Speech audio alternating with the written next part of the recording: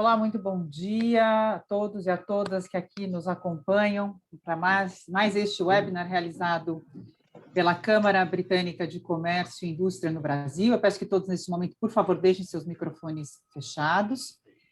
Eu sou Ana Paula Vitelli, presidente da Câmara, e usarei esses minutos iniciais para falar brevemente sobre a Câmara e também fazer os nossos agradecimentos aos participantes e organizadores do nosso evento de hoje. Aqui na Bridgestone, nós temos como missão ser a referência da comunidade empresarial Reino Unido-Brasil, propiciando um fórum cada vez mais relevante para o incremento do comércio bilateral, investimentos, serviços e relacionamentos. Estamos presentes em São Paulo, Rio de Janeiro, Paraná e Minas Gerais, e fazer parte da Câmara significa ter a oportunidade de se engajar com executivos e empresas de alto poder de decisão aqui no Brasil e Reino Unido, e poder fazer parte dessa, então, comunidade. A Câmara opera por meio de comitês e grupos de discussão, para os quais os nossos associados são encorajados e se engajam para o envolvimento das discussões nesses diferentes comitês e temas que compõem os comitês, e nós tivemos esses temas e seus líderes publicados no nosso slide antes da abertura deste nosso evento. Se você tiver interesse em conhecer mais sobre os comitês e os temas que abordamos, eu convido você a visitar o nosso site no bridgestone.com.br. Como agradecimento, eu dou início agradecendo aos associados mantenedores da Bridgestone, cujas marcas estiveram, então, também divulgadas neste slide, nessa tela de apresentação, antes do início deste webinar. E, então, agora agradeço ao time todo envolvido na organização deste encontro. Então, primeiramente, ao Fábio Caldas, que é o presidente da Bridgestone no Rio de Janeiro. Obrigada, Fábio, pela sua iniciativa à frente deste tão importante encontro, né, com um tema tão relevante. Ao Aldo Macri, que é o diretor regional da Bridgestone no Paraná, da nossa filial do Paraná, que está à frente da nossa operação lá. Aldo, muito obrigada também pelo seu envolvimento direto com este evento e esta temática. Fernando Coelho, que é o presidente do Comitê de Seguros e Resseguros da Bridgestone, um daqueles comitês que eu mencionei a vocês, que fazem parte do nosso grupo de comitês e grupos de discussão. Então, o Fernando Coelho está à frente dessa temática de seguros e resseguros. E também o Comitê de Tecnologia, agradeço ao Comitê de Tecnologia, outros dos nossos comitês, que também está envolvido na organização desse evento e que está sob o guarda-chuva do Aldo, lá no Paraná. Então, um outro tema que percorremos aqui na Câmara. E, finalmente, quero, obviamente, agradecer aos profissionais nossos, né, os convidados que estão aqui, esses profissionais que se dispuseram a estar conosco para discutir sobre segurança cibernética. Agradeço imensamente pela disponibilidade de vocês. Então, David Britton, do governo britânico, vai estar conosco, a Marta Chu, da Marche Brasil, também estará conosco nessa discussão, o Fábio Zesquic, da KPMG, também conosco, e o Álvaro Teófilo, do Banco Santander Brasil, conosco para esta discussão. Quero agradecer novamente a todos por estarem conosco aqui na Câmara e quero passar a palavra ao David. Desejo a todos um excelente evento. Muito obrigada. Ana, eu acho que sou eu, né? É o Fábio aqui. Fábio, me perdão, é verdade, é você, que eu não te vi aqui na minha tela, nós estamos com um probleminha de câmera do Fábio. Eu peço desculpas, Fábio. Vocês, passo a palavra a você, peço desculpas, infelizmente, obrigada. Vocês vão ter que ficar com a minha foto, Ana, tão atualizada aí, que eu estou com um problema aqui com a Easy Câmera do Zoom, um problema técnico aqui, que nem os palestrantes conseguiram resolver, entendeu? Não tem problema, Fábio, não tem problema. Então, eu estou passando a palavra ao Fábio Caldas, presidente da Bridgestone do Rio de Janeiro. Estamos com esse problema de câmera, mas o Fábio fará as palavras próximas aqui à minha introdução. Fábio, está com você, obrigada. Tá bom, obrigado, Ana. Bom dia a todos, né? Como eu sou o Fábio Caldas, aqui presidente da Bridgestone Rio, também sou sócio fundador da consultoria em gestão empresarial LS Lightsaber. Tá, bom dia a todos. Tá, então vou dar os agradecimentos à Ana Paula Vitelli, né, pelas palavras de abertura, nossa admirada e tão estimada presidente, Ana Paula Vitelli. Tá, e Fernando, Aldo, os palestrantes aí, Fábio Zesquic, Marta Chu, acertei, hein, Fábio? Zesquic, Marta Chu, e também, obviamente, ao Álvaro Teófilo, Aí também, olha, as equipes de vocês também, André Teixeira, e pode ser que eu tenha esquecido algum nome aí, nas equipes da March, KPMG, Santander, governo britânico, também agradecimento, trabalha tão próximo com a Britton e apoiando a Britton no Brasil, né? Também as equipes da Britton, Fabrício, Mayra, pela organização desse webinar tão relevante, tão prazeroso de ser organizado. E boas-vindas também à nossa audiência aqui, agradeço a presença aqui. Como todos sabem, vou falar rápido aqui para não tomar muito tempo, esse webinar foi cuidadosamente planejado e o evento está sendo transmitido ao vivo através aqui do Zoom, mas também do canal da Britton no YouTube. Então, essa conversa de hoje, vocês veem o subtítulo, trará as últimas novidades sobre segurança cibernética, através desses palestrantes, são altamente qualificados, top no Brasil, segundo o meu conhecimento, e o Aldo Macri e o Fernando vão mediar, né, a conversa, que já foram apresentados pela Ana aí na abertura. As perguntas vão ser, eu peço que vocês compreendam, preferenciais, né, aos associados da Britton, tá? E somente poderão ser enviadas através do Q&A. Vocês veem na parte de baixo da plataforma, o Q&A não é através do chat, tá, gente?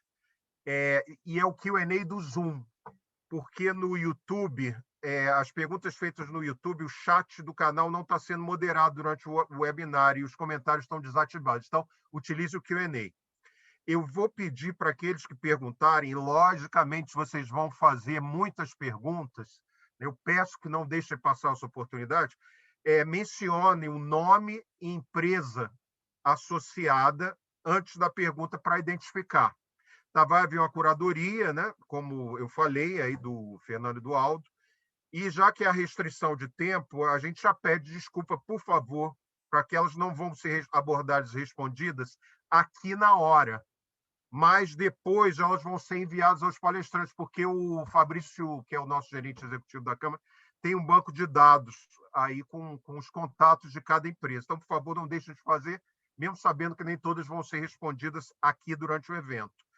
E antes de seguirmos com o webinar, vocês veem esse cara falando tanto aqui, eu tenho que apresentar agora os bios, né? Então, o David Britton é o primeiro secretário para assuntos cibernéticos do governo do UK, para a América do Sul, focado em questões de segurança cibernética e tecnologia na região.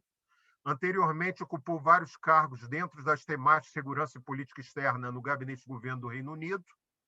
É o Fábio Sesksic, acertei? Fábio Sesksic. Qualquer coisa depois você corrige. O Fábio é gerente sênior da KPMG para Cybersecurity. Possui mais de 20 anos de experiência em tecnologia, com os últimos 15 anos de trabalho focados em segurança da informação e riscos em empresas bancárias, corretoras de seguro, varejo, tecnologia da informação e financeiras. O Álvaro Teófilo, tá? Ele é o CISO, Chief Information Security Officer, acertei, né? CISO, tudo isso é muito novo, e Head de Segurança e Prevenção à Fraude do Banco Santander Brasil, tendo atuado em posições de liderança em desenvolvimento de produtos de cybersecurity nos últimos 20 anos no mercado financeiro e consultorias especializadas, incluindo Citibank, Caixa Seguradora, Banco Original, KPMG e Tempest Security. É também coordenador do curso de formação de líderes de cybersecurity da FIA, Fundação Instituto de Administração, além de ter estudado inovação na Harvard Business School. Marta Chu é líder de riscos cibernéticos na March Brasil, bacharelada em Business pela University of Arts London, licenciada em Finance pelo Chartered Institute for Securities and Investments UK, certificada em Economics of Cybersecurity pela Delft University of Technology, se eu não me engano é Holanda, tá? Delft, né? É especializada em Direito Digital pelo INSPER, Cybersecurity for Insurance pela UCLA, e em Cyber Attacks pela New York University, NYU, Tandon School of Engineering. Boa sorte, ótimo webinar, aproveitem todo esse manancial de conhecimento que vocês viram aqui. Vou passar a palavra para o David. Ótimo webinar para todos nós. Obrigado, Ana Paula, obrigado, Fábio, pelo convite para dizer algumas palavras na abertura deste webinar. Eu gostaria de dedicar alguns minutos trazendo uma perspectiva do governo britânico sobre segurança cibernética E o papel importante que o setor privado tem no gerenciamento de riscos de segurança cibernética na escala estratégica. 4 anos atrás, no Reino Unido, computadores no nosso Serviço Nacional de Saúde mostraram repentinamente a imagem de um cadeado e as palavras "opa", seus arquivos foram criptografados. Os profissionais de saúde foram impedidos de acessar os computadores que usam para acessar registros e operar scanners médicos. Em alguns casos, equipamentos de salas de cirurgias foram danificados mesmo. Este foi o chamado ataque WannaCry, uma operação global de ransomware, que também afetou muitos outros países, incluindo várias organizações importantes no Brasil. Eu começo com este exemplo porque ele ilustra a natureza global da ameaça cibernética e a indiferença imprudente que os criminosos têm pelo impacto de suas ações.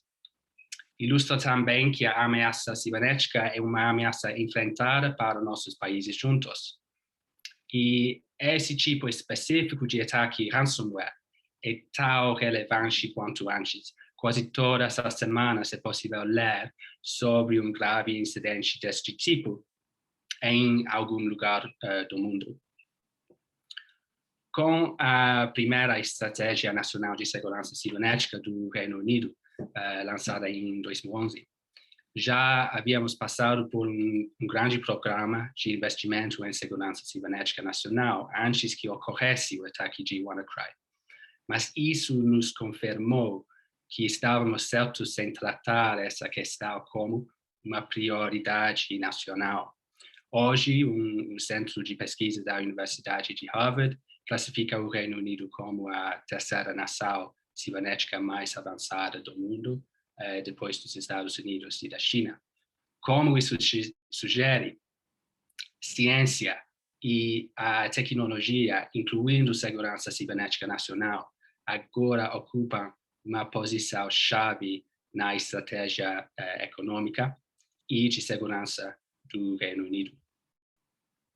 Por quê? Porque simplesmente os avanços na tecnologia irão remodelar nossas sociedades na próxima década.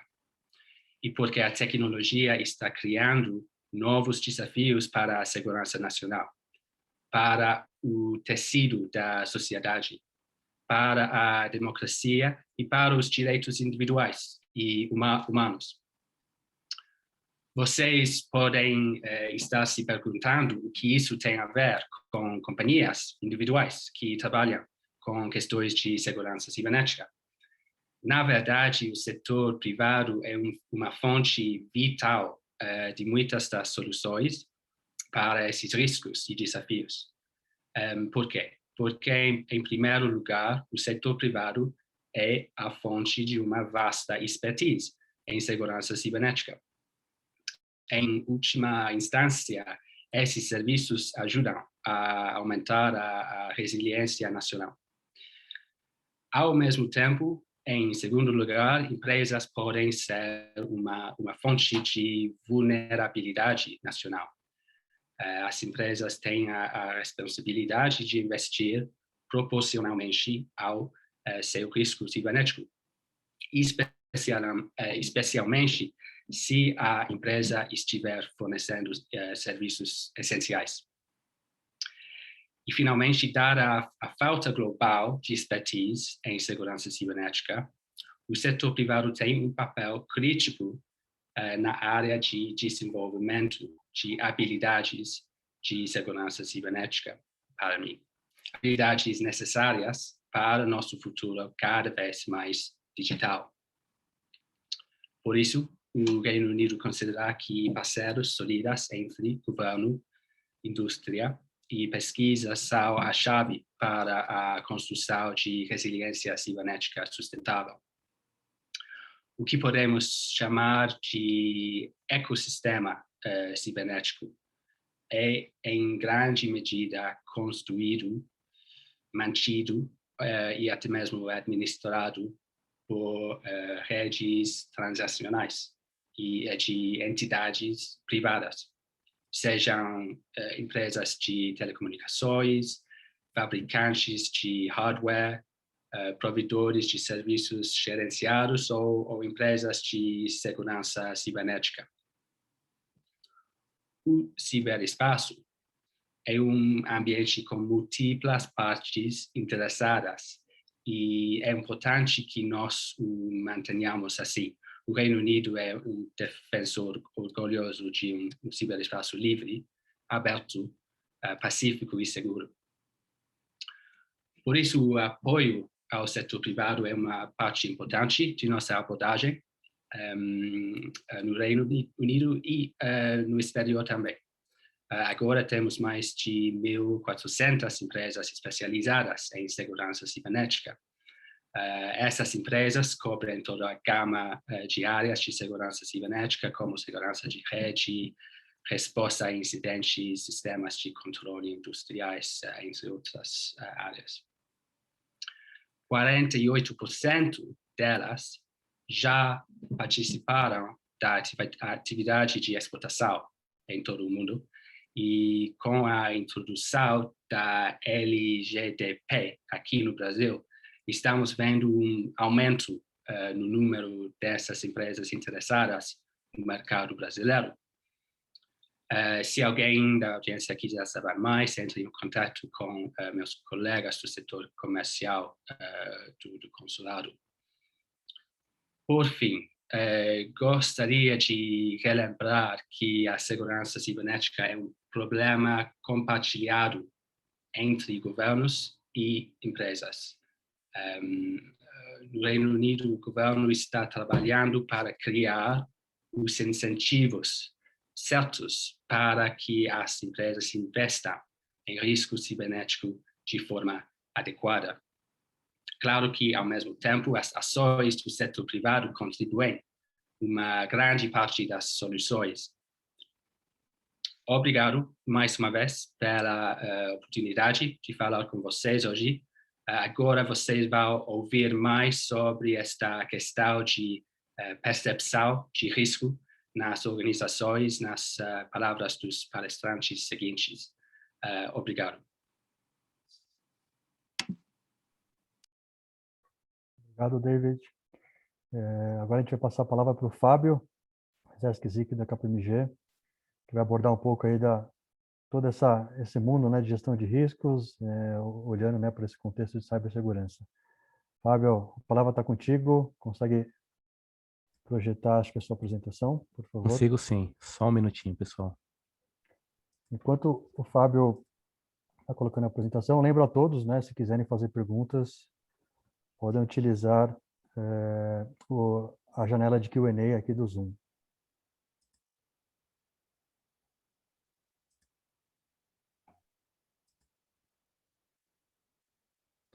Me avisem, por gentileza, se estiverem vendo já. Já estamos. Legal. Bom, obrigado, Aldo. Obrigado a todos pelo convite. É um privilégio poder falar um pouquinho aqui de risco cibernético, né? Até o tema é um pouco polêmico, né? O que ainda não foi contado. Vamos discorrer um pouquinho a respeito disso. Me apresentando, Fábio, como já foi falado, né? Eu atuo na KPMG, na área de cyber e privacidade, e a gente tem ajudado as empresas nesse contexto de enxergar e endereçar riscos cibernéticos e privacidade. Trabalho na área de TI desde 99 e com segurança desde 2005. Então, acho que tem bastante história para contar aqui. E muito interessante a fala do Davi, porque desde que eu trabalho com segurança, Davi, talvez a maioria, né, que trabalha com segurança tem este sonho, né, de ter as empresas conscientizadas e com este nível de preocupação com risco cibernético. Acho que a gente está muito aquém disso ainda, mas a esperança é a última que morre, né? E a gente vai ver aqui que tem muita oportunidade de melhoria ainda e tem muita coisa, muito assunto a ser tratado aqui com relação a risco cibernético. A gente está vivendo um cenário muito peculiar. esse cenário de pandemia, de certa forma, forçou as empresas a intensificarem todo o cenário de transformação digital, né? Não eram todas as empresas, pelo contrário, a maioria das empresas não estava preparada para esse cenário que a gente está vivendo, né? De ter que colocar o colaborador para trabalhar de casa, ou boa parte deles para trabalhar de casa, e isso elevou demais as questões com riscos cibernéticos, ataques, ameaças, e a gente tem alguns estudos que mostram, né, em 2020, qual que era o percentual, a preocupação com riscos cibernéticos era de 10%, em 2021 esse percentual já aumentou para 18%, e a tendência é que cada vez mais seja uma preocupação latente aí na mesa dos executivos, né? Quando a gente vai para a percepção dos executivos de TI, o cenário, ele, de novo, né, um ambiente extremamente complexo. Você já não tem mais borda para gerenciar, né? A proteção, que a gente chama de proteção de borda, já não é eficiente. Então, você tem aplicativos em nuvem, você tem dispositivos conectados em diversos lugares, você tem uma quantidade gigantesca de dados para gerenciar, e isso faz com que eles comecem a olhar também para a segurança e privacidade de forma prioritária, né? Você vê que a preocupação com o investimento em segurança e privacidade para este ano é a principal, com 47%. A KPMG já estava, de certa forma, preparada, né, Aldo, por sermos uma empresa de consultoria, temos laptop, mas, enfim, está sendo também um desafio, não só com segurança, mas com infraestrutura e de como que você gerencia tudo isso. Quando a gente está num ambiente domiciliar, né, um ambiente de casa, não temos os mesmos controles e bloqueios do que se estivéssemos na empresa, né? Então, muitas vezes você consegue navegar em sites que são diferentes, que dentro da empresa você não conseguia, acessar um dispositivo, alguma coisa assim. Então, todo esse cenário acaba levando os riscos cibernéticos.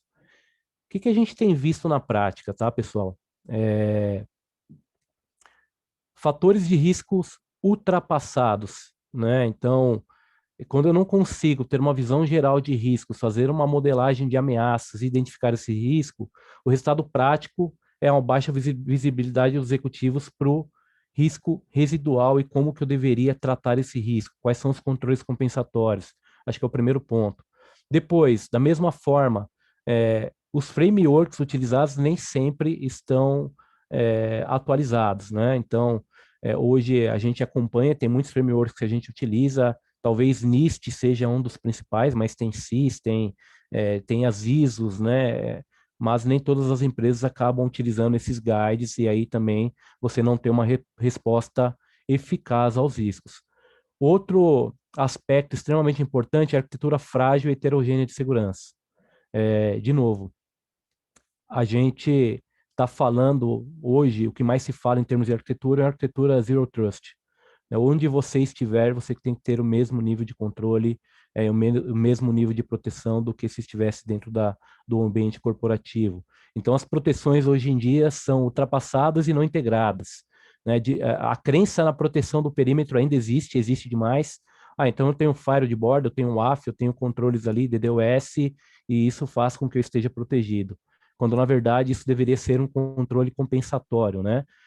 E aqueles ativos que eventualmente não estão protegidos são alvo de ataque. Controles de acesso ineficazes. De novo, eu tenho diversas aplicações para controlar, nem todas essas aplicações elas estão integradas a uma estrutura de acesso central, eu tenho muito legado, isso faz com que eu tenha fragilidade em toda a aplicação e infraestrutura também. Baixa visibilidade de atualizações tecnológicas. Este é um problema, acho que todas as organizações enfrentam, né? Manter o parque atualizado, muitas vezes eu tenho obsolescência, eu não consigo o investimento necessário, ou está rodando um sistema que eu não consigo atualizar, e isso faz com que eu tenha as vulnerabilidades não corrigidas de forma tempestiva. E muitos testes manuais e controles ainda, né? Eu não tenho um sistema de gestão onde eu consiga identificar de forma também tempestiva as vulnerabilidades e fraquezas e corrigi-las em tempo, tá? Este é um cenário geral que a gente tem visto, e a gente entra um pouquinho aqui do que não foi contado, né? Basicamente,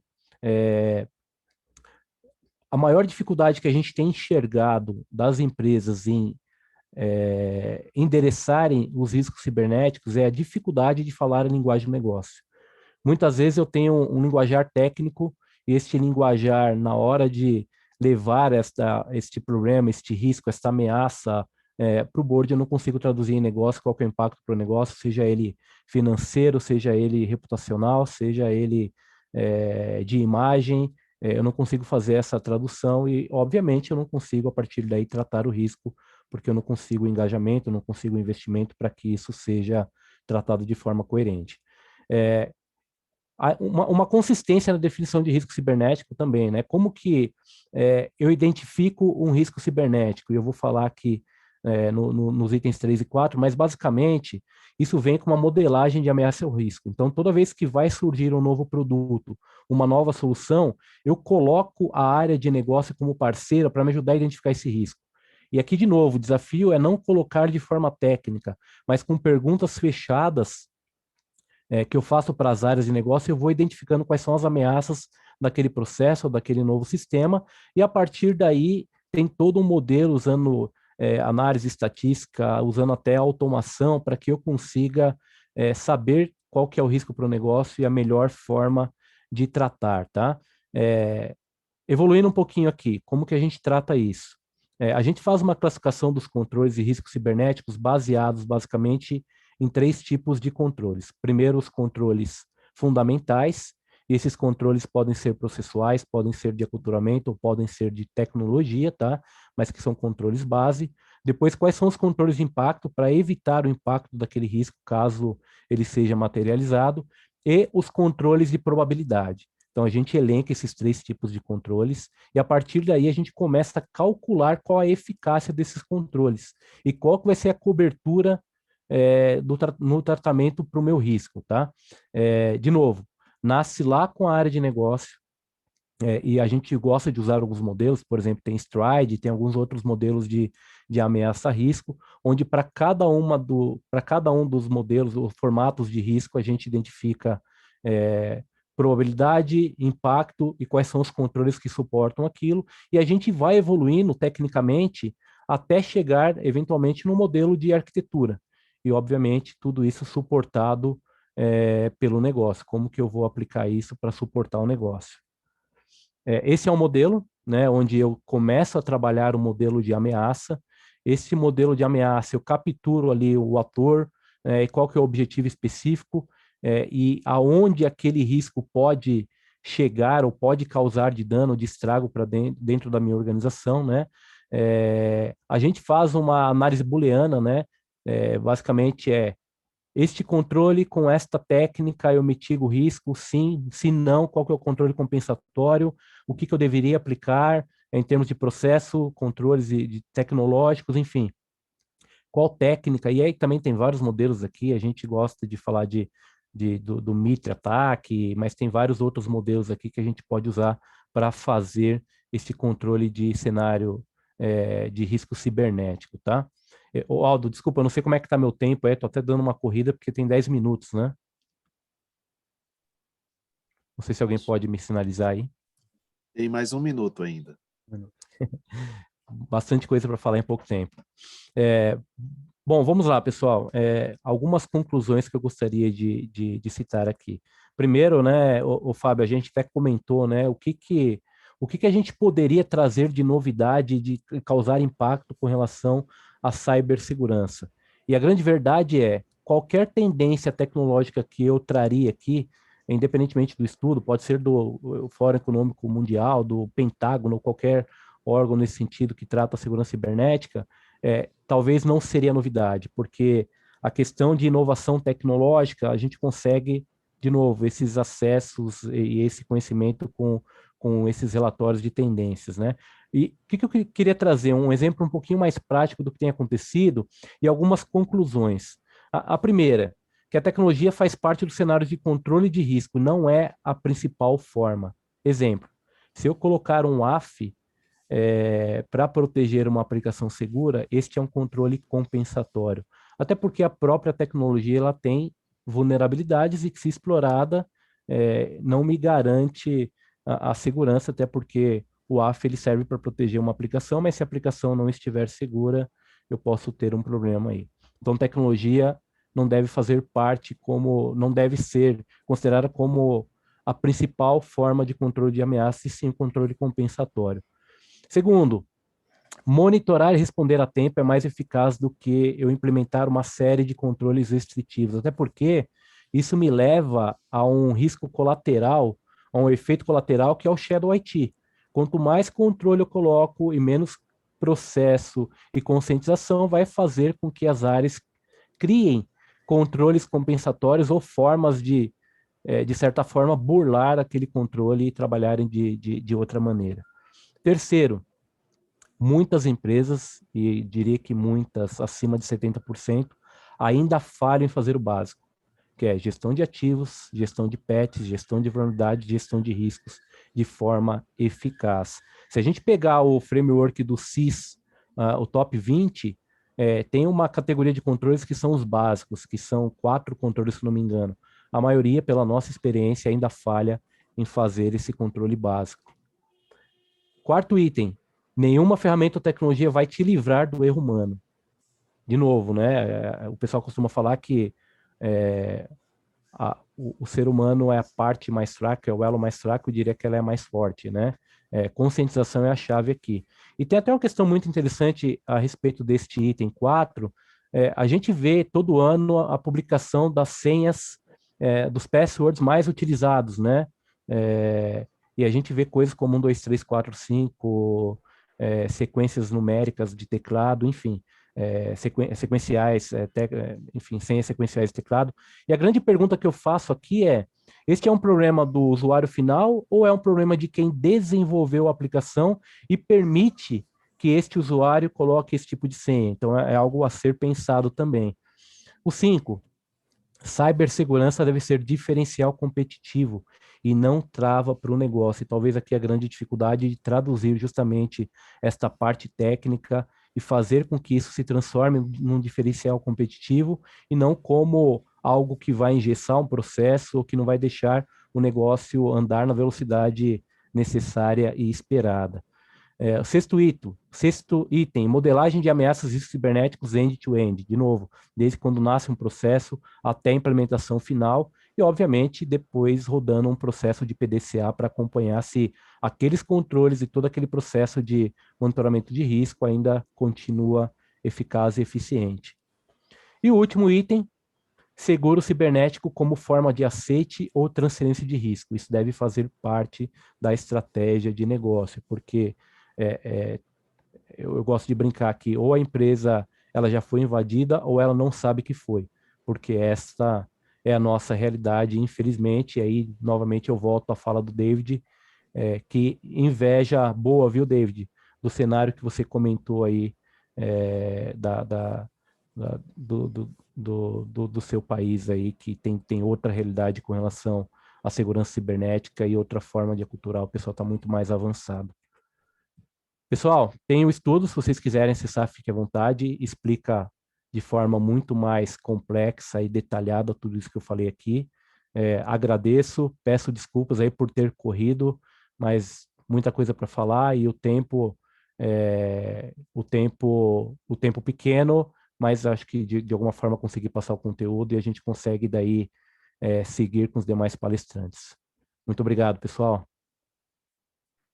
E fico à disposição aí, caso alguém tenha dúvida, tanto agora ou depois, tem aqui os meus contatos, vocês podem mencionar aí a qualquer momento. Muito bom, Fábio. Muito obrigado. Realmente, 10 minutos para muito tema, mas a gente vai conseguir explorar aí nas perguntas posteriormente. Na sequência, eu passo aqui a bola para o Álvaro.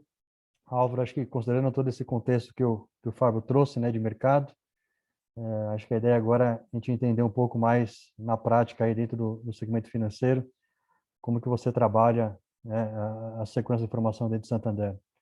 A bola está contigo, Álvaro. Já estamos vendo o seu slide. Obrigado, gente. Primeiro, obrigado pelo convite, pela Brition, né? Super bacana estar aqui. Estou honrado por estar representando o Santander.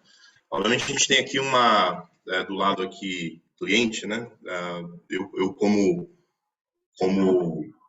indústria crítica no mercado tem uma preocupação bastante forte com o tema de ransomware.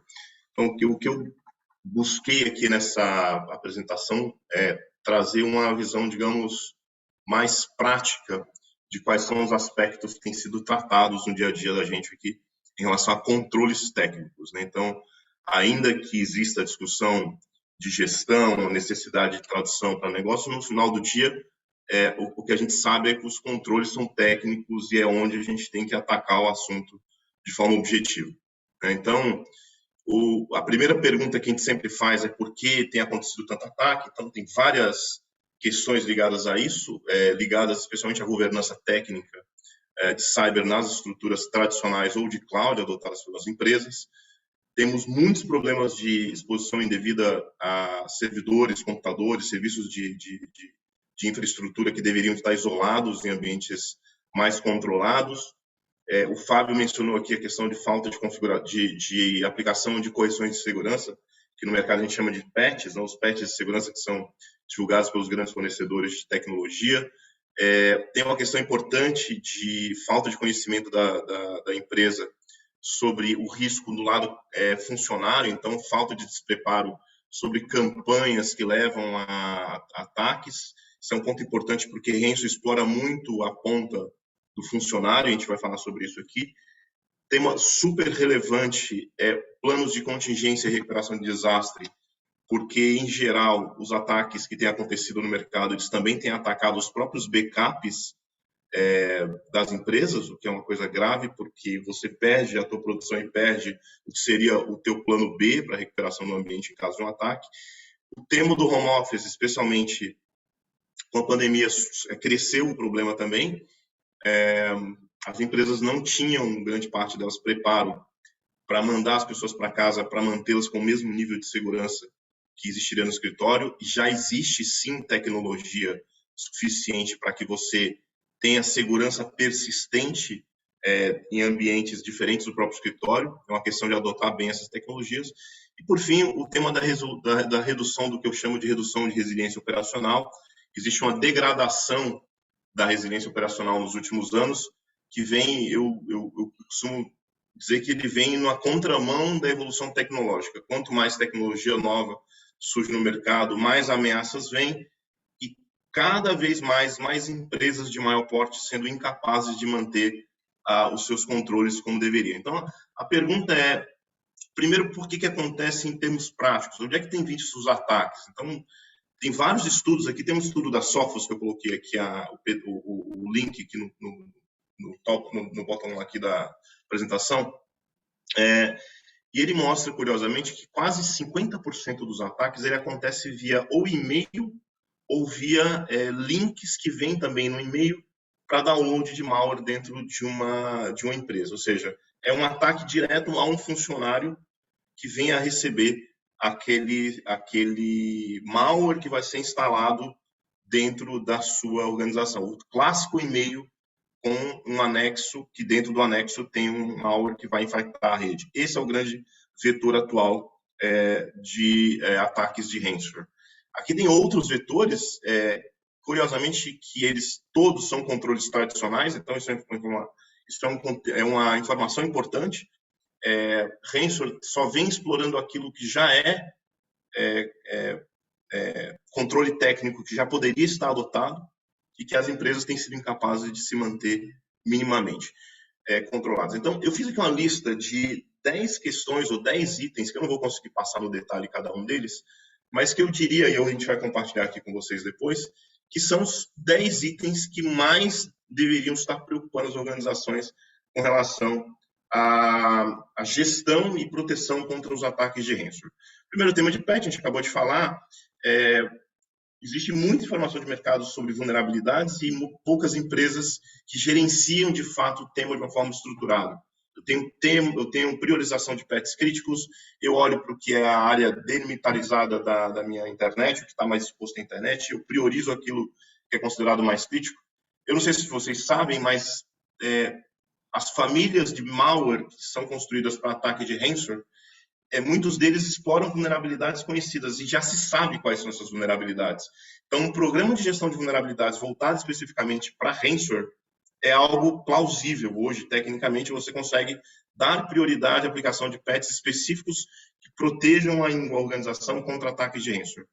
Uma outra questão é a detecção de malware. Muitas empresas continuam utilizando o antivírus tradicional, que já venceu, já não funciona mais. A gente está falando agora de IDR, né? EDR, os sistemas de Endpoint Detection and Response. Então, anti-malware avançado, que olha para comportamento e não assinatura de vírus, é uma coisa importante. E uma análise de comportamento dos e-mails que chegam na organização.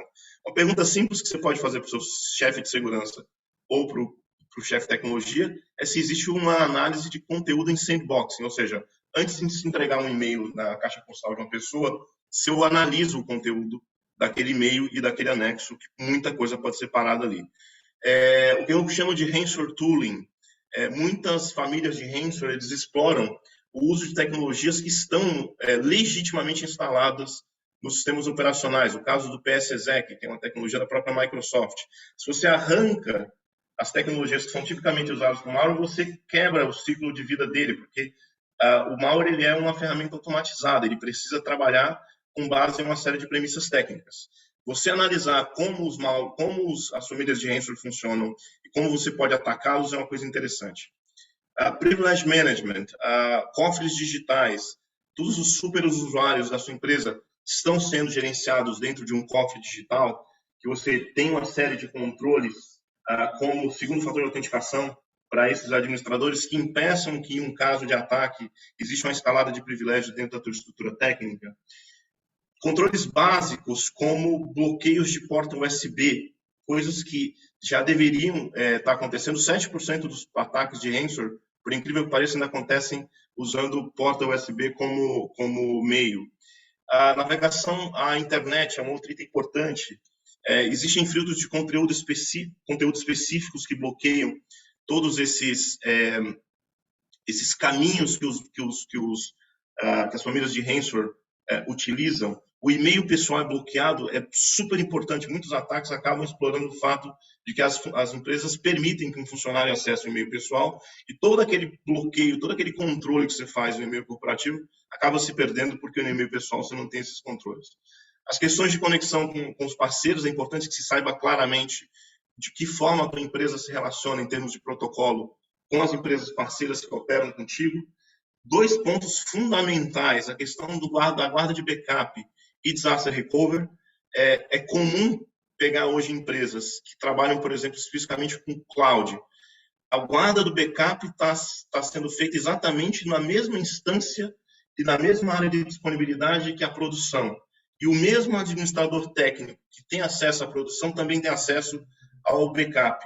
Ou seja, se aquele cara for comprometido, aquele funcionário for comprometido no ataque de ransomware, você perde tudo. Então, existem práticas, por exemplo, definidas por Amazon, Microsoft, a Google Cloud, todos esses caras têm uma coisa chamada Well Architecture, que é um modelo de gestão que define assim, o que é uma arquitetura bem feita, que inclui temas de formas seguras de guardar dados e disaster recovery. Por fim, o tema de VPNs, muitos ataques baseados em acesso, em protocolos inseguros, como o caso do RDP, muito típico, que as empresas não se dão conta de que estão perdendo a oportunidade de usar protocolos mais seguros, para o caso da VPN, que tem sido muito comum hoje nos dias de home office. O Fábio também mencionou o CIS, o Center for Internet Security, e eu dou ele aqui para vocês como um caminho para olhar para esses controles. Tudo que eu acabei de falar aqui antes, existe uma série do que se chama dos Top 20 Controls. Esse é só um framework, como ele também falou. Existem outros frameworks de mercado, mas esse framework aqui é muito direto em termos técnicos sobre onde você deveria olhar em termos de controle. O que você pode fazer a respeito? Então, lembrando aquelas estatísticas sobre como acontecem os ataques, o CIS te fala exatamente qual é o controle que você deveria adotar para conseguir minimizar ou tentar minimizar um ataque. Obviamente, o CIS permite que você escolha uma análise de controles com base ao seu tamanho. São 3 grandes grupos que chegam a um total de 171 controles. Mas se você for uma empresa menor, com menor capacidade, que tem menos investimento e menos potência de fazer controles, ainda assim existe um grupo menor ali de 43 controles que você pode adotar. Eu marquei os 10 minutos aqui, estou cumprindo o prazo, e essa é a minha mensagem para vocês com relação ao tema. Álvaro, muito obrigado, de verdade, pela sua objetividade, mas, sobretudo, por estar conosco compartilhando a sua experiência na gestão e liderança do Banco Santander, que a gente sabe o quanto que é referência em boas práticas e governança. Então, para nós, é um grande orgulho ter aí a sua participação nesse sentido. Vamos dar continuidade. A nossa última palestrante é a Marta Chu, que é responsável e líder de riscos cibernéticos na March, que vai dar uma nova visão, um outro pilar desse importante assunto, que é parte do hedge, que pode ser feito pelas empresas de proteger em relação a possíveis ataques. Então, Martinha, obrigado aí e boa apresentação. Obrigada, pessoal. Obrigada, Bertchan, pelo convite.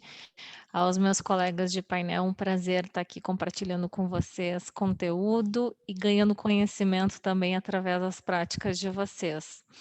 Bom, a gente está vivendo aí um boom digital, né? Então, não só por conta da pandemia, em que, consequentemente, as empresas precisaram se digitalizar, mas há uma série de novas iniciativas. Vem aí o 5G, várias empresas, né, caminhando aí para a questão de cloud, a inteligência artificial. E a Monique Ri, que é uma das nossas parceiras, conduziu recentemente uma pesquisa em relação de quais são as tecnologias que serão mais relevantes para as organizações agora nesse futuro próximo, né? Então, a gente tem novas realidades vindo aí que, consequentemente, vão trazer novos riscos a reboque.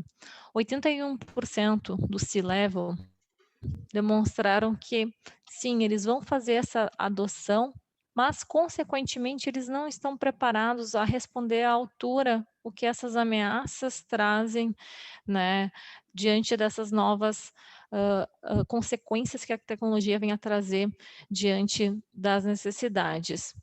A gente tem um novo cenário regulatório, né? Aqui no Brasil, a LGPD virou pauta de quase todas as organizações em relação à adequação, à necessidade de estar estruturado, mas no mundo inteiro a gente viu, em paralelo, movimentações similares, então não é algo singular do Brasil em relação a uma estruturação de uma lei de proteção de dados. E se a gente pensar em compliance em relação à esfera de tecnologia, a gente não está limitado só à questão de dados. Eu acho que dados é só o começo do que está por vir aí. Há mais ou menos um mês atrás, a Casa Branca, né, então, aí lançou uma ordem executiva de melhoria dentro da questão de cibersegurança. Isso envolve questões em infraestrutura crítica. Aqui no Brasil, a gente também teve um exemplo dentro, né, do segmento em relação ao segmento elétrico. No ano passado, a gente teve várias empresas no segmento que foram afetadas. E aí a gente tem os Estados-nações também que estão se preparando, de repente, para vir a se isolar da rede mundial dos computadores. A gente sabe que a Rússia aí tem sido criticada por ser um dos Estados-nações que estão por trás de alguns ataques recentes por aí, e, consequentemente, a gente vai ter regulações vindas, não só no ambiente de dados, mas dentro da infraestrutura crítica em geral, que, consequentemente, vem a impactar como as empresas vêm a operar dentro do sentido da tecnologia. Então, a gente precisa preparar, não apenas no sentido da segurança da informação, e sim na operação, que é em recorrência do que a gente tem visto com os incidentes de ransomware. Então, os ataques que aconteceram recentemente, que a gente viu lá no pipeline americano, na semana anterior com a JBS, e até mesmo aqui no Brasil houveram diversas empresas que foram impactadas diante de incidentes que paralisaram suas operações. Consequentemente, isso tem sido alvo de grande aumento. Se a gente pegar em 2017, que foi o ano que o David aí mencionou, que afetou, né, lá o NHS, que foi o grande primeiro ataque global que afetou vários países, inclusive aqui no Brasil, a gente teve a propagação do WannaCry, que foi um tipo de vírus. Desde então, várias famílias de vírus foram recriadas, e isso está se tornando cada vez mais comum. Consequentemente, a média em relação às demandas de pagamento vem aumentando. Então, a gente vê que a criminalidade ela está migrando em relação a essa necessidade de ransomware. Se a gente pegar também em paralelo de como que está a frequência, né, dos incidentes e a severidade, de novo, o WannaCry, que foi até então, né, o histórico maior incidente que causou todo aquele alvoroço em 2017, parou várias empresas simultaneamente globalmente.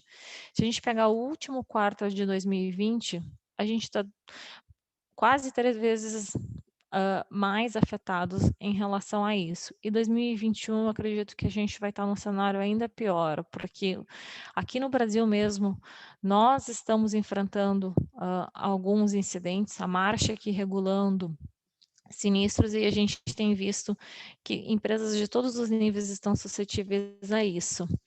Vivendo a pandemia digital, né, porque a gente está vivendo 2 pandemias aqui no momento, a humana e a digital, os custos relacionados a isso estão cada vez maiores, né? Então, estima-se que até 2025 a gente venha a ter aí prejuízos a cerca de 10,5 trilhões, né, em relação ao cybercrime. Semana passada, a Financial Times fez uma reportagem, depois, se vocês quiserem, eu posso até encaminhar o link para vocês, que ele fez um paralelo em comparar o que está acontecendo agora com o grande aumento das ameaças em ransomware e as perdas financeiras atreladas ao crime cibernético, ao advento de que gerou, né, o Great Fire of London para a indústria de seguros, que consequentemente trouxe aí a necessidade das empresas buscarem a transferência em relação e a mitigação financeira em razão dos grandes prejuízos, né? A gente sabe, como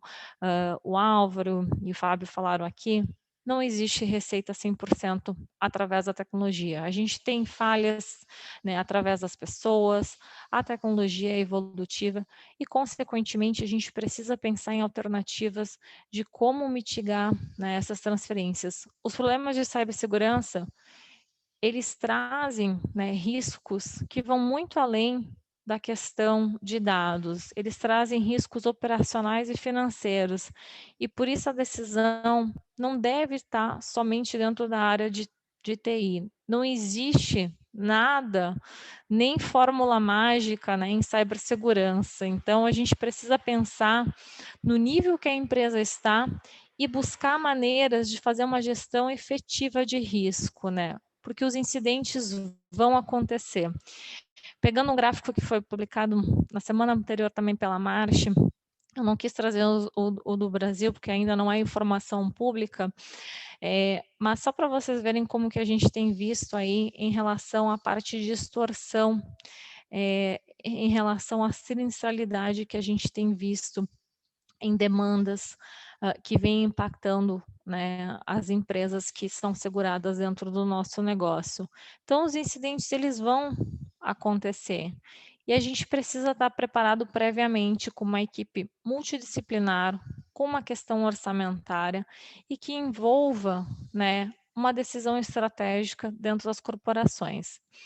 Pensa-se que, geralmente, esse tipo de impacto está atrelado à empresa estrangeira, mas a verdade é que aqui no Brasil a gente também já está dando prejuízos significativos.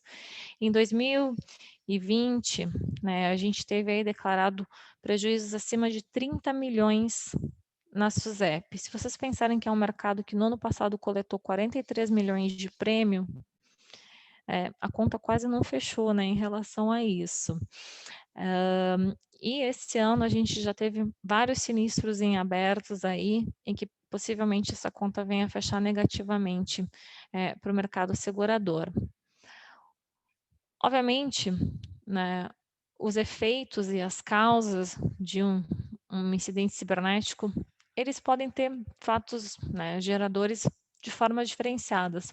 pode ter efetivamente em que a empresa ela é prestada, ela é vista por um hacker, pode ser um evento acidental que tem as mesmas consequências para a organização em resposta diante disso.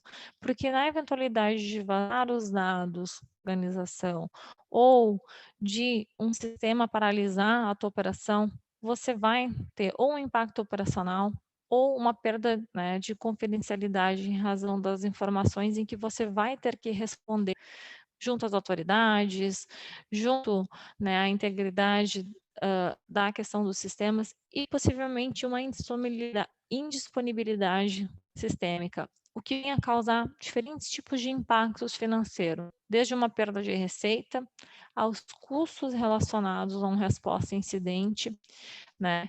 E também as indenizações, todo um ecossistema que vem ser atrelado nesse campo de terceiro. Então, o que a gente tem aqui de mensagem é a questão de um seguro, ele não é um substituto de todas essas ferramentas que o Álvaro comentou, de todas essas melhores coisas. Inclusive, para que se venha a ter isso, é necessário que as empresas busquem ter uma maturidade e investir, né, então, consequentemente, num seguro cyber, para que seja feito a melhor gestão do seu risco, ele é uma camada de proteção adicional que vem a trazer medidas de contingência de respostas mais céleres para diminuir o teu prejuízo, assim como os demais riscos. Eu tentei limitar também a minha apresentação para que a gente tenha bastante oportunidade de responder as perguntas aí de vocês. Queria agradecer mais uma vez a todos. Obrigada. Muito bom, Marta. Nós agradecemos pela excelente apresentação. Agora a gente dá início à sessão de perguntas e respostas. Encorajo novamente, né, o público a colocar as perguntas dentro do Q&A. A gente está com uns 3 minutinhos para dar 11 horas, mas eu também encorajo a todos ficarem conosco aí. A gente vai continuar aí por mais uns 5, 10 minutos ou até o momento que as perguntas começarem a vir. A gente já tem uma pergunta aqui, mas vou deixar para o Fernando. Fernando, eu fiz uma página inteira de anotações, estou com várias perguntas para fazer. Mas a gente já tem uma pergunta aqui de um associado da Câmara. O primeiro ponto que eu queria colocar aqui, talvez inicialmente para o Fábio, Fábio e também o Álvaro, né? A gente tem visto aqui no mercado, acho que um avanço bastante grande em soluções na nuvem, né? A gente tem visto também os RPs estão migrando, né, para RPs em nuvem e, consequentemente, né, os sistemas legados também vão acabar passando por essa migração. E a gente vê muita resistência ainda, né, e medo, né, de você migrar o seu ambiente para a nuvem, né? Como que vocês enxergam, né, essa tendência de mercado, né, das soluções irem para a nuvem, mas ainda tem muita resistência por questões também de segurança, principalmente, né? Meus dados vão estar na nuvem de um terceiro, que tipo de cuidado que eu devo ter, né, como empresa, como corporação, para me adaptar a essa nova realidade aí, dessa tendência de migrar os dados, migrar as aplicações para a nuvem. Perfeito. Começando aqui, eu acho que ainda existe uma questão de preocupação porque você está aumentando os limites da sua organização quando você expõe uma aplicação, uma infraestrutura na nuvem, né? Mas a gente tem percebido que os grandes players aí, os provedores de nuvem, já oferecem diversos tipos de controles e certificações e atestados que te dão um certo nível de controle e de segurança para que você fique confortável. Obviamente que você não terceiriza tudo isso, né? Você não terceiriza e confia 100%, você tem que ter um processo de diligência para averiguar que aquilo de fato tem os controles aplicados. E outro ponto, independentemente de onde estiver a sua aplicação, se ela tiver uma vulnerabilidade, ela vai ter uma vulnerabilidade no seu ambiente on-premises ou na nuvem. E aí, novamente, a aplicação de controles para mitigar os riscos de exposição. O grande fato as empresas, muitas delas, né, que se preocupam mais com esse aspecto, usam nuvens privadas, e aí sim você tem um controle maior, e aquelas que estão em nuvem pública, obviamente, não podem esquecer de aplicar as camadas de segurança necessárias, porque nenhum provedor vai te dar 100% de segurança e aplicação de controles para que você fique tranquilo, digamos assim. Não sei se você concorda, Álvaro.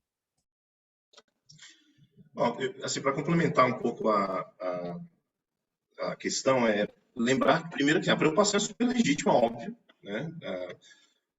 Ir para a nuvem é um tema de risco, sim, dado que você está saindo do seu próprio ambiente, não significa que o seu ambiente estivesse mais seguro, mas sim, é uma preocupação maior. E aqui tem algumas questões, né? Uma delas é que as empresas entendam, e as pessoas, os gestores entendam quais são as responsabilidades que ficam com o provedor de nuvem e quais são aquelas que são suas. Então, a segurança física do data center do provedor de nuvem cabe ao próprio provedor. Ele vai te dar uma certificação falando que ele é lá Tier 3 das melhores práticas do mundo em relação à proteção física do data center. Só que na hora que ele te entregar um servidor que você comprar no lugar dele, a segurança do que tiver ali dentro é sua. Então, quem vai definir a segurança do dado, a atualização do sistema operacional, as boas práticas em relação ao uso de cada um dos serviços, são as empresas que estão contratando. Eu já participei de vários eventos onde a gente, às vezes, provoca a pergunta para as pessoas se vocês sabem qual é a diferença entre a responsabilidade do provedor de nuvem e o seu, e a maioria das pessoas acham que o fato de eu ter colocado os dados na nuvem me dá uma segurança total que o provedor vai ser responsável por ele. É errado. Se você não fizer um backup dos seus dados na nuvem, você colocar num segundo site, um segundo, que a gente chama de área de disponibilidade do próprio provedor, se houver uma deleção acidental dos seus dados ou proposital, o provedor de nuvem não se responsabiliza pela sua recuperação. Então, entender quais são esses limites onde acaba a responsabilidade do provedor e começa a sua, é fundamental para que esse movimento seja feito, na minha opinião. Álvaro, eu vou pegar esse seu ponto e aí vou dar sequência aqui até uma pergunta que o Carlos Peixoto fez, que é o head do nosso comitê de Oil and Gas da Britain, relacionada aí à liability e responsabilidade, porque o que ele diz é o seguinte, que há ataques que danificam tanto softwares e equipamentos, causando prejuízos econômicos internos, outros tratam de quebra de sigilo de informações de clientes com prejuízos de imagem, além de legais.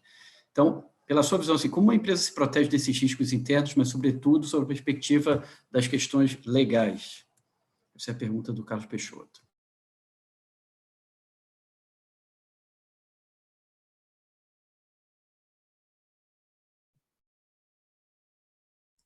Desculpa, Fernando, cortou um pouquinho o áudio aqui. Você pode repetir?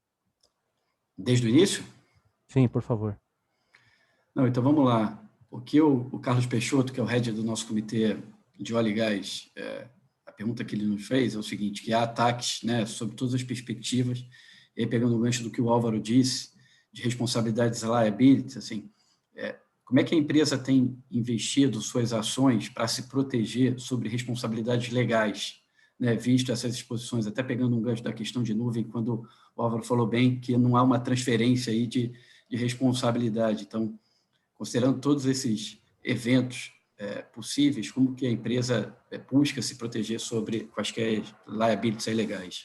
Eu acho que volta na questão que eu falei lá no começo, Fernando, de entendimento de modelagem de riscos, de ameaças, e também, nesse cenário, identificar quais são as leis e regulamentações das quais a empresa está sujeita e quais são os impactos, obviamente, que uma não aderência a essa lei, exemplo, a LGPD, pode causar na empresa. Então, este mapeamento faz parte do tratamento de risco. E, obviamente, você implementa controle, mais ou menos controle, de acordo com o nível de exposição. Mas não tem uma fórmula mágica, né? A gente faz todo este mapeamento, identifica quais os controles que a gente tem aplicado, qual que é o nível de exposição ou de não aderência, e a partir daí traça um plano de ação.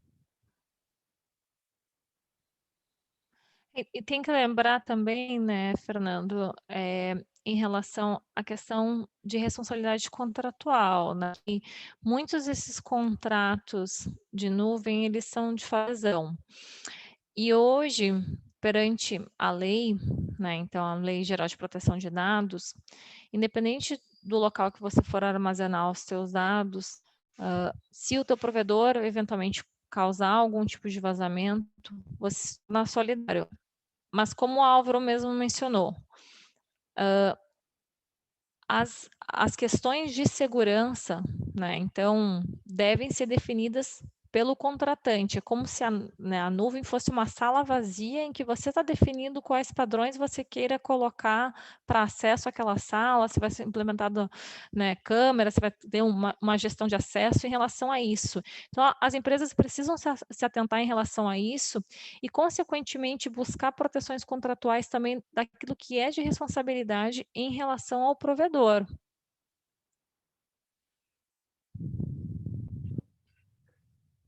Legal, acho que conseguimos responder, né, Fernando?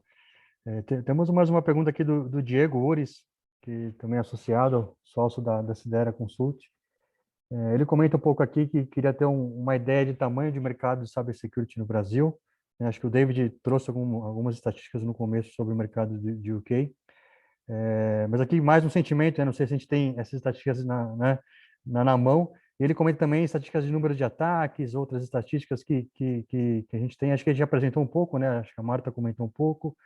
O próprio Fábio lá no início também colocou algumas estatísticas.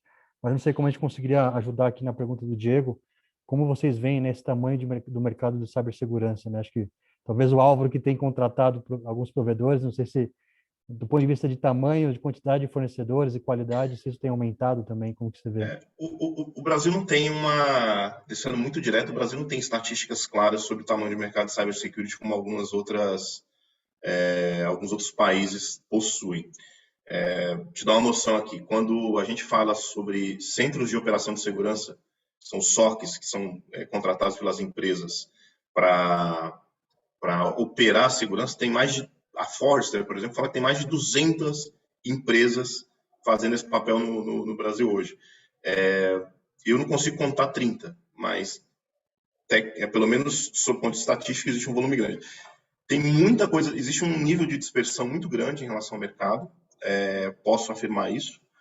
Arriscaria dizer que o grande ponto hoje de inflexão é pessoas, mais do que outra coisa. Existe uma abundância bastante grande de produtos, não faz falta produto no mercado, existem alguns problemas específicos que precisam ser resolvidos, mas de forma geral, sob o ponto de vista tecnológico, não tem nada que não esteja evoluindo de forma significativa, existe muita oferta no mercado,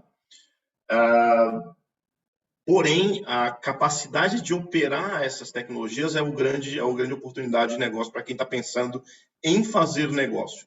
Então, montar uma operação que, de fato, faça o trabalho de adotar as tecnologias corretas, fazê-las tunar essas tecnologias, fazê-las funcionar adequadamente e monitorar essa infraestrutura de segurança na minha opinião, o maior desafio de mercado hoje. E eu arriscaria dizer que dá para contar em uma mão, dedos de uma mão, as empresas de mercado que fazem isso direito como provedores de serviço de monitoramento de segurança.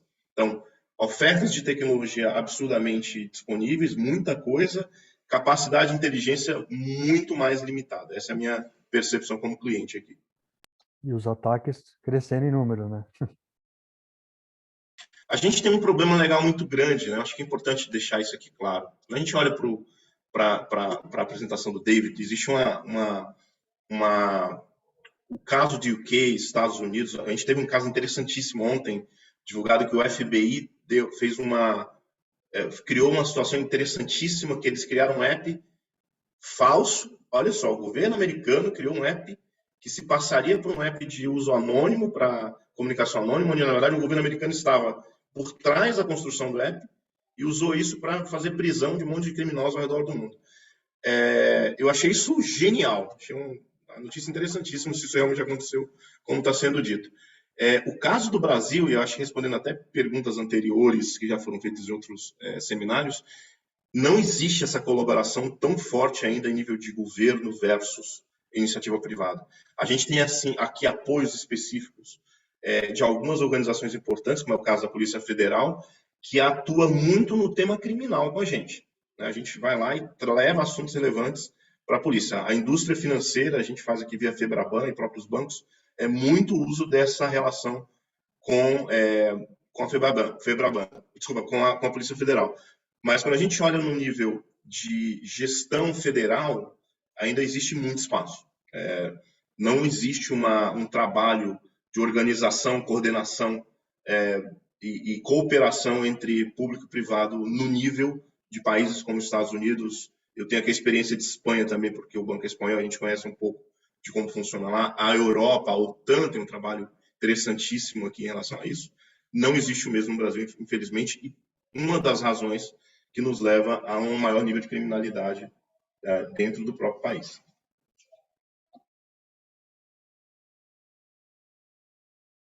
Perfeito. Fernando, tem alguma pergunta? Eu recebi uma pergunta aqui, até pelo WhatsApp, se a Marta puder, então, como última pergunta, e o Fábio faz o fechamento.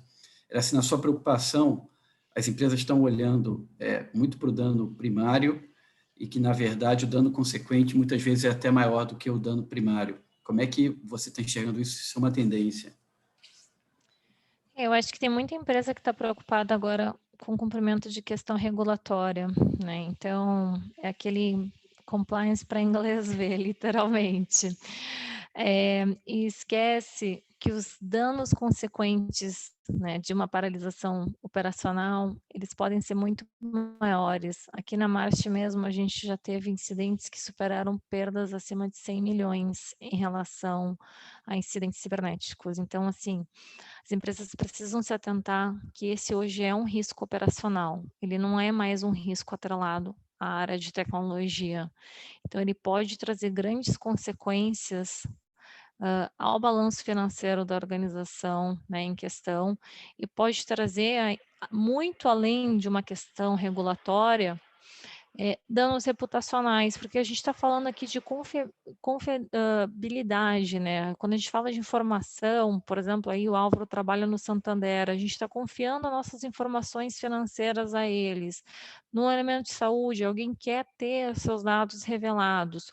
Ou se você, né, trabalha com uma indústria, tem a dependência, né, de um supply chain que tem uma cadeia de distribuição que precisa, né, ser rodada. A gente teve algumas semanas atrás um cliente nosso com uma operação portuária que ficou afetada aqui em razão de um ataque cibernético. A gente sabe o quão crítico isso pode ser até para a economia mais ampla aqui do país.